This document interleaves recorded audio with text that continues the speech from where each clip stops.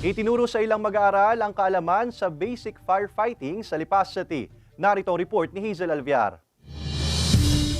Bilis at liksi, tamang balanse at kaalaman sa pagsasagawa ng cardiopulmonary resuscitation o CPR. Ilan lang yan sa mga basic skills sa taglay ng isang bumbero. Bagay na itinuro ng BFP Lipa City sa 50 chikiting na dumayo sa kanilang himpilan bilang bahagi ng kanilang pagpapalakas sa Information Education Drive hinggil sa fire safety na bahagi rin ng kanilang aktibidad ngayong Fire Prevention Month. Ipinakita at itinuro rin kung paano gamitin ang mga firefighting equipment. Layon din daw ng aktibidad na maiparamdam sa mga bata ang buhay ng isang bumbero. Ipinakikita po namin sa kanila yung equipments para nakikita nila kung gaano rin kaayos, kabigat, kahirap yung trabaho ng isang bumbero po. Challenge talaga sa isang pagiging bumbero, lalo na po pag may sunog.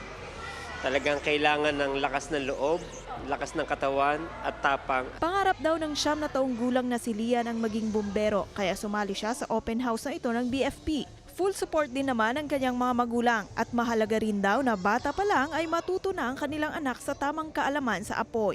Mahalaga po ang matutunan ng mga bata, lalo na po kung paano nila gamitin ang fire extinguisher, lalo na po kami sa bahay, kami lang po, minsan po wala po yung husband. So kahit po bata sila, marunong sila kung paano gumamit, just in case. Huwag kayo maglaro ng apoy para di kayo masunugan ng bahay. Ayon sa Lipa City BFP, mahalaga raw na murang edad pa lang ay natututo na ang mga bata. Habang bata po, nalalaman nila yung fire safety para makita nila paano kung makaiwas sa anumang uri ng sakuna, lalo na po sa sunog po.